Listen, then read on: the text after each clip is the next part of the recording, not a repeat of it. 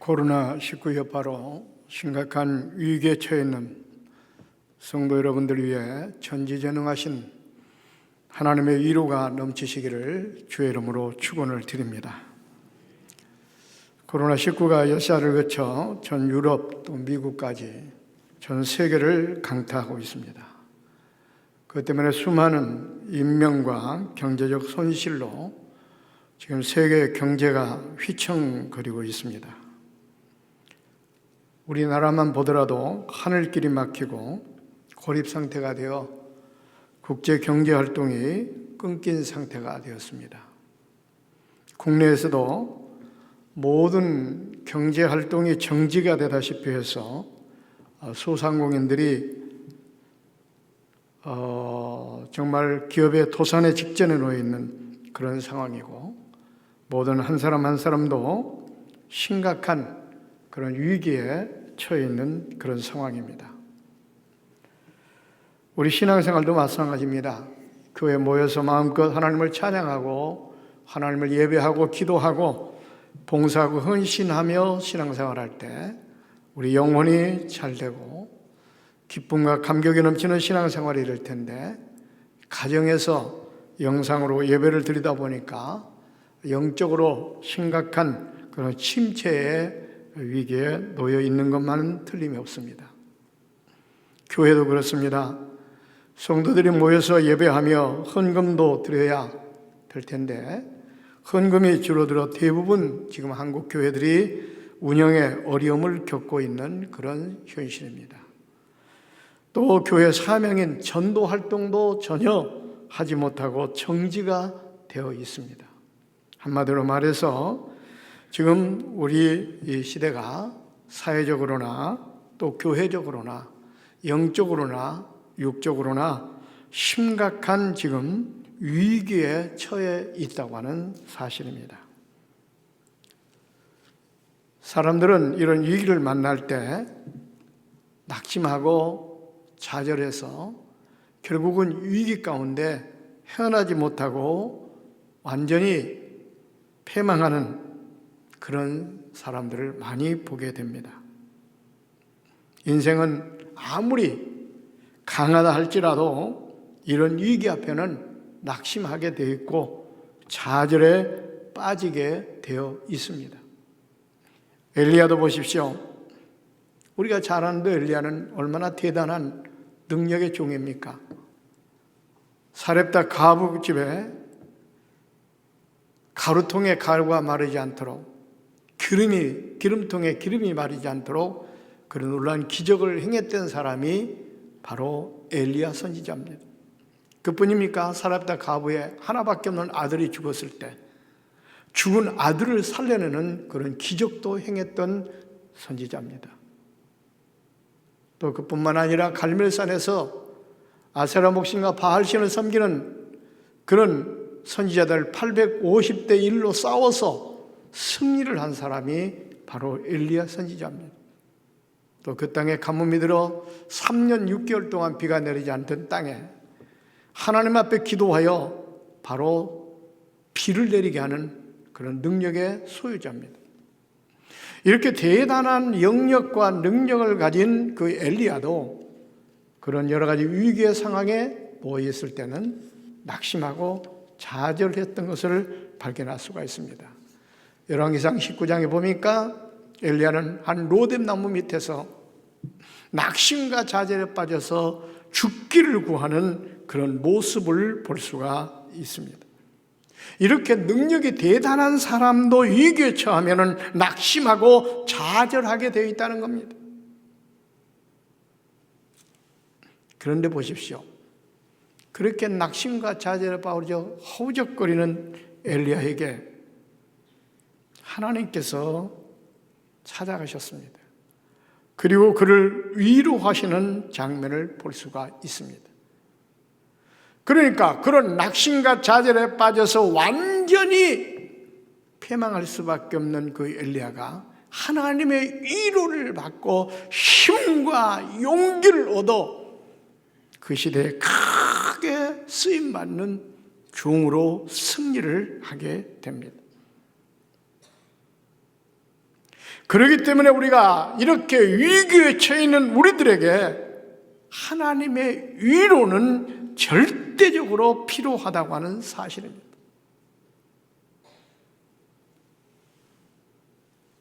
그러므로 코로나19 사태로 위기를 만나 어려운 가운데 있는 성도 여러분들, 오늘 말씀을 통해서 하나님의 위로를 받고 힘과 용기를 얻어 이 난국을 잘 극복하는, 또 오히려 이 환난과 역경과 위기가 변하여 기회가 되는 그런 놀라운 축복과 은혜가 있기를 주의 이름으로 축원을 드립니다. 오늘 본문 말씀은 사도 바울이 환난 중에서 하나님의 위로로 말미암아 살아나게 된 것을 오히려 감사하면서 위기에 처한 고린도 교회 성도들에게 우리가 믿는 하나님은 이렇게 위기에 처한 자들을 찾아오셔서 위로하시는 위로의 하나님이다, 이렇게 자기의 체험담을 얘기하면서 이야기하고 있습니다. 그렇습니다. 우리가 믿는 전지전능하신 하나님은요, 우리가 어려움을 당할 때, 위기에 처할 때, 환난을 처할 때 우리를 찾아오셔서 우리에게 힘을 주시고 우리를 위로해 주시는 그런 위로의 하나님이라는 사실입니다. 그럼 오늘 말씀을 통하여 그 위로의 하나님을 만나셔서 이 어려운 시기를 오히려 기회로 만들고 축복으로 만드는 우리 꽃동산의 가족들이 되시기를 주의 이름으로 축원을 드립니다. 그러면 하나님은 그 하나님의 위로는 순간적으로 마음이 어떤 위안만 주는 것으로 끝나지 않습니다. 하나님의 위로는 그 문제 자체를 해결하는 능력을 가지고 있습니다. 사람들이 주는 위로는 한계가 있습니다. 그리고 지극히 부분적인 위로입니다. 오히려 사람들은 위로한답시고 더 큰 상처를 안겨줄 수도 있습니다. 욥이 어려움과 환난과 위기에 처했을 때 사랑하는 아내와 친구들이 찾아와서 위로한다고 했지만 오히려 그 위로는커녕 더욱더 깊은 마음의 상처만 안겨주고 말았습니다. 왜 그렇습니까? 인간은 마음의 깊은 절망과 아파하는 그것을 다 이해할 수가 없기 때문에 그렇습니다. 설령 이해한다 할지라도 그것을 해결할 능력이 우리 인간에게는 없습니다. 그렇지만 하나님은 인간사에 일어나는 모든 고통과 아픔, 마음의 깊은 곳까지 다 감찰하십니다. 그리고 어루만지시고 치료하는 능력을 가지고 있습니다. 보세요. 여호수아 1장에 보면 모세가 죽고 난 다음에 여호수아가 이제 이스라엘의 지도자가 되어서 이스라엘 백성들을 이끌고 가나안 땅으로 들어가야 됩니다. 그런데 가나안 땅에는 그 원주민 아낙 자손들이 버티고 있었습니다. 요단강이 가로막고 있었습니다.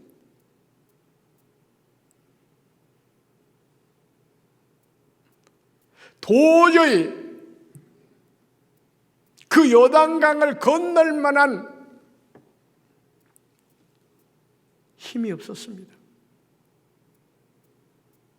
그래서 지도자로서 그 위기를 만나 불안과 공포에 휩싸여 있을 때 그때 하나님께서 여호수아를 찾아오셨습니다. 찾아오셔서 뭐라고 위로하십니까?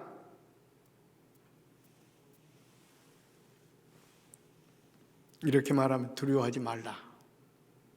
내가 모세와 함께 있었던 것처럼 너와 함께 있겠노라. 강하고 담대하라. 내가 너를 떠나지 않고 너와 함께 있겠다. 내가 너를 버리지 않겠다.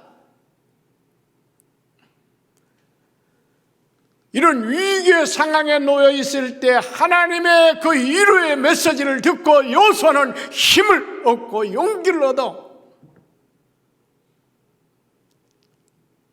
하나님의 위로로 말미암아 요단강을 가르고 젖과 꿀이 흐르는 가나안 땅을 차지하는 주인공이 됐습니다. 이처럼 하나님의 위로는 순간적인 어떤 마음의 위안만 주는 것이 아니라 그 문제 자체를 해결하는 능력이 있다고 하는 사실입니다. 그래서 지금 우리가 이런 위기에 처해 있는 상황에 절대적으로 하나님의 위로가 필요합니다. 보세요, 엘리야도 로뎀나무 밑에서 낙심과 좌절에 빠져 허우적거리고 있을 때 하나님께서 찾아가서 사자를 보내서 천사를 보내서 먹을 것을 주며 그를 위로합니다. 그때 벌떡 하나님의 위로를 받고 힘을 얻어 일어나 엘리야가 그 시대에 얼마나 놀라운 능력의 종으로 쓰임을 받게 됩니까? 하나님의 위로가 없었다고 한다면 엘리야는 그 로뎀나무 밑에서 좌절과 낙심에 빠져서 완전히 패망하는 인생이 되고 말았을 겁니다. 이처럼 하나님의 위로는 그가 안고 있는 그 위기의 상황을 해결하는 능력을 가지고 있다고 하는 사실입니다. 그러므로 지금 세상에 아무리 뒤숭숭하고 살벌하다 할지라도 캄캄하고 암담하다 할지라도 우리는 낙심하고 좌절할 것이 아니라 우리는 무엇보다도 우리와 함께 하시고 우리를 위로하시는 하나님을 만나야 됩니다. 그러면 하나님의 위로하심이 여러분을 보호하시고 여러분과 함께 하시고 여러분을 환난에서 건져 주실 줄로 믿습니다. 그렇다면 그 위로의 하나님은 어떤 자를 찾아오시고 어떤 자를 만나주시고 어떤 자에게 위로를 해주시는가? 이게 중요합니다. 애통해하는 자를 위로하십니다. 마태복음 5장 4절 말씀해 보십시오. 애통하는 자는 복이 있나니 그들이 위로를 받을 것이며, 애통해하는 자가 하나님의 위로를 받을 수 있다, 그 말입니다. 여기서 말하는 애통이 뭡니까? 죄에 대해서 마음 아파하고 깊이 슬퍼하며 철저히 회개하는 것을 말합니다. 다시 말하면 울며 불며 통에 잡아가며 회개하는 것, 이게 바로 애통해하는 겁니다. 우리가 잘 아는 대로 히스기야 왕을 보십시오. 그는 인생을 살아가는 여정 가운데 몇 번의 위기를 만나게 되는데 아주 심각한 위기를 만났습니다. 그 위기가 뭐였습니까? 사형 선고를 받게 된 겁니다. 그 암담한 위기 상황에서 그는 벽을 향하여 통곡을 합니다.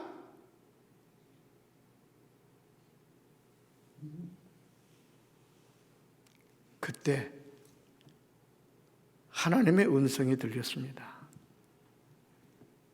내 기도를 들었고 내 눈물을 보았다. 여기서 눈물을 보았다, 기도를 들었다, 뭘 말합니까? 울면서 불면서 애통해하며 하나님 앞에 기도를 올린 걸 내가 보았다. 그래서 하나님께서 뭐라고 그랬습니까? 네가 3일 만에 성전에 올라가겠고 내가 15년을 더 살게 하겠다. 생명을 연장시켜 주었습니다.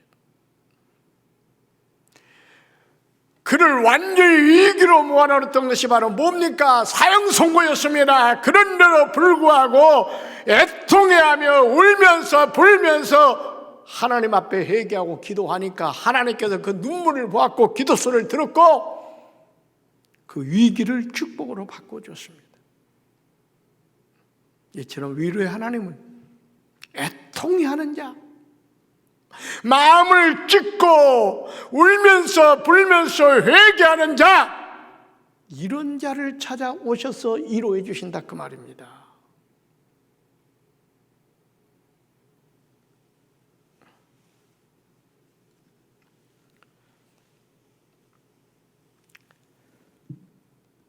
누가복음 7장에도 보면은 11절 이하에 쭉 나옵니다만은 나인성이라는 성에 예수님께서 제자들과 함께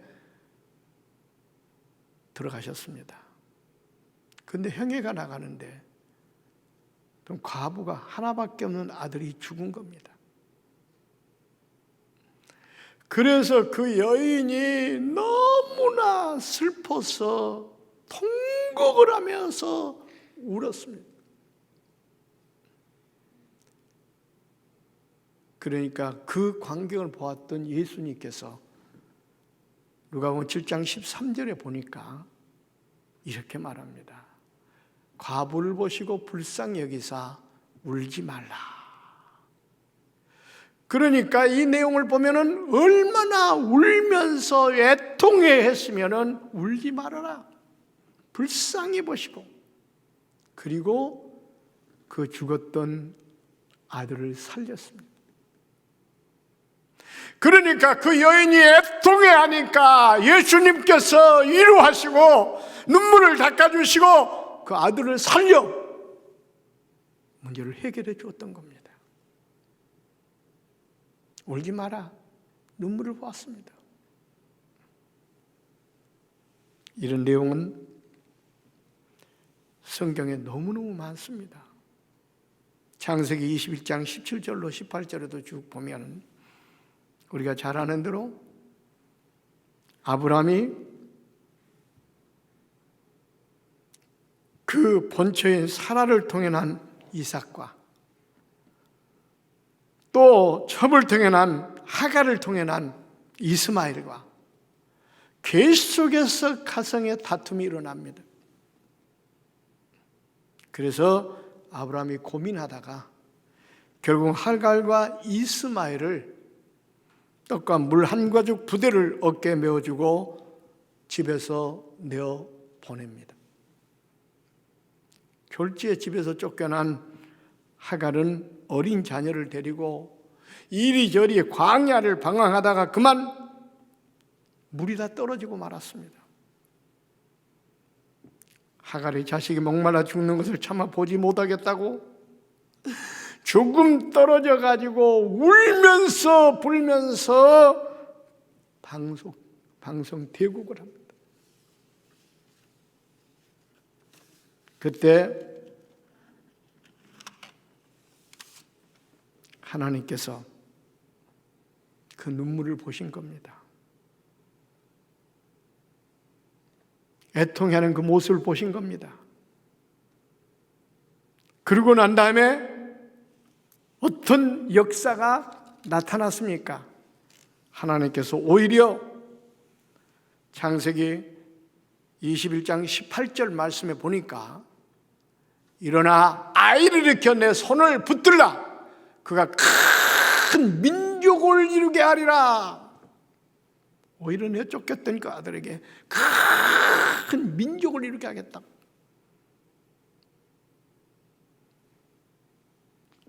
여기도 보니까 애통해 하니까 하나님께서 불쌍히 보시고 문제를 해결해 주셨습니다.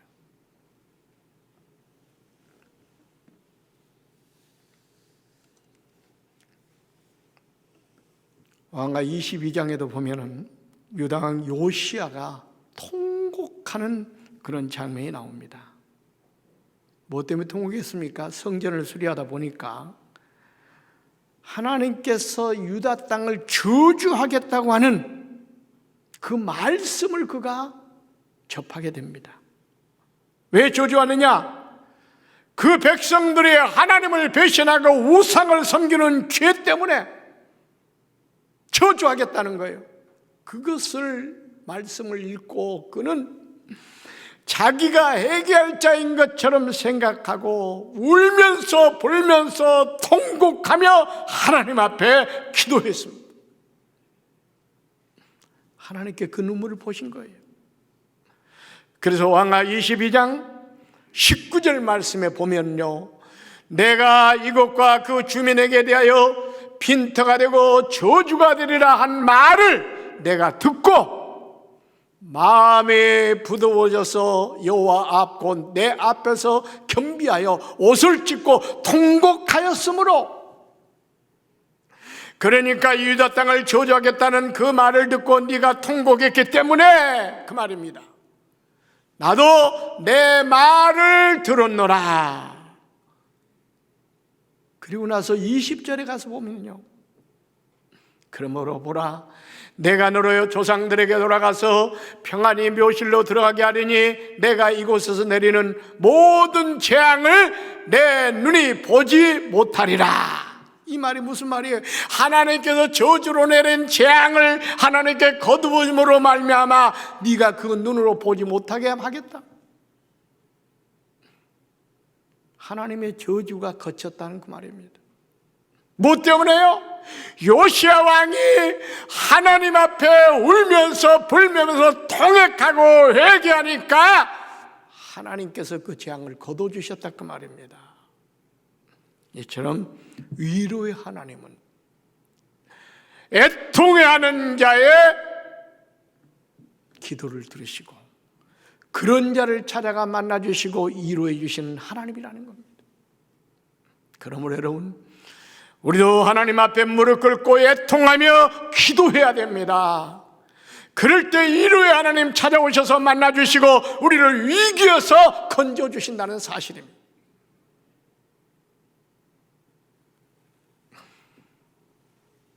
그 다음에 또 하나님은 성전을 사모하고 찾는 자를 위로하십니다. 시편 122편 6절 말씀을 보면 예루살렘을 위하여 평안을 구하라. 예루살렘을 사랑하는 자는 형통하리로다. 예루살렘은 성전을 말합니다. 또 이사야서 66장 13절 말씀 보세요. 어머니가 자식을 위로함같이 내가 너희를 위로할 것인즉 너희가 예루살렘에서 위로를 받으리라. 어머니가 자식을 위로하는 것처럼 내가 너희를 위로할 건데 어디서? 예루살렘에서 위로를 받으리라 그랬어. 예루살렘은 하나님께서 계시는 하나님의 집, 성전을 말합니다. 오늘날 말은 교회를 말하는 겁니다. 교회는 하나님의 집이요 하나님의 거하시는 전입니다. 그래서 교회는 영혼의 안식처입니다. 그러므로 어떤 죄인이라도 교회 나와서 회개하고 용서를 구하면 하나님께서는 사해 주시고 은혜를 주십니다. 그렇기 때문에 교회야말로 참 평안과 하나님의 위로가 있는 곳입니다.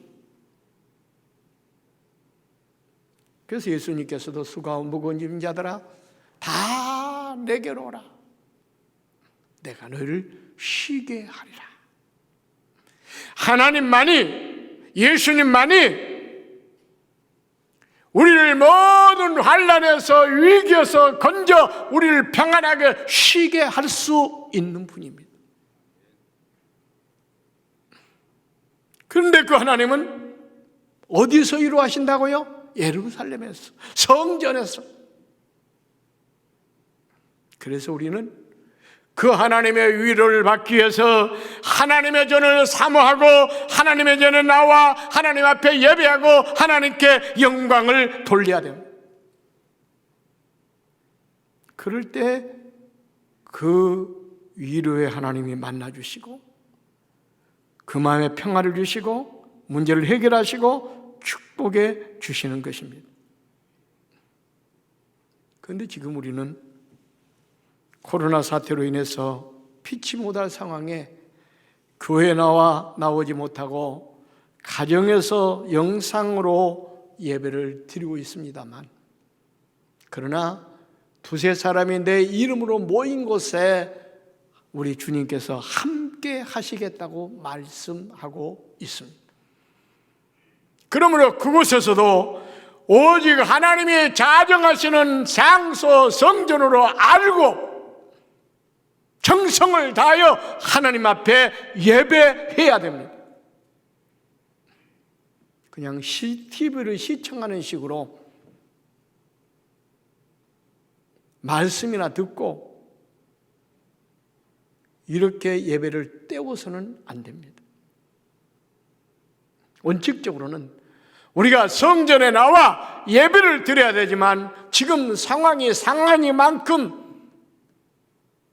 처해 있는 환경에서 드리더라도 성전을 사모하는 마음을 가지고 정성을 다해서 그 하나님께 예배해야 그 예배가 예배다운 예배가 되고 하나님께 연락이 되고 하나님께서 받으시고 축복하시는 겁니다. 이 코로나 사태로 인해서 가정에서 예배를 드리는 것이 사실은 심히 지금 위험스럽습니다. 왜냐하면 예배를 드리는데 너무나 형식에 빠지지 않을까?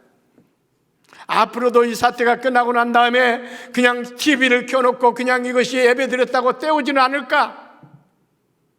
목회자로서 이것이 굉장히 지금 걱정입니다.